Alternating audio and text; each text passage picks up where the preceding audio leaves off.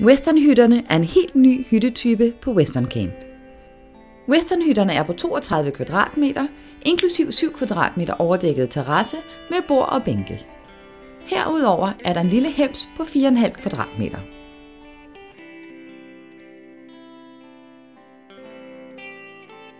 Der er plads til 4-6 personer i hver hytte. Hytterne er indrettet med 2 separate soverum med dobbeltsenge, der er dyner og puder til 5 personer. I opholdsrummet er der fjernsyn, opgang til hems via stige og plads til at spise, spille spil eller lignende.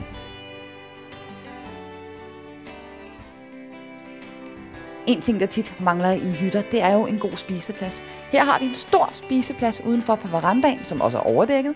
Men hvis man ikke vil være der, jamen så kan man altså sidde her, og her kan sagtens sidde 5 mennesker og spise. I alle westernhytter er der et veludstyret køkken.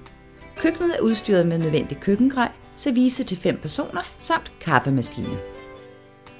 Prøv lige at se det køkken her. Kæmpestort køkken med alt, hvad du skal bruge for at lave mad. Du behøver ikke gå ud og spise. Du kan klare det hele her. For hele familien, der er rigelig plads. Og et stort køleskab. Både ovn og mikroovn. Og ja, der er simpelthen bare alt, hvad der skal være. Fra opholdsrummet er der opgang til hemsen, hvor der kan reddes op til 2 sovepladser.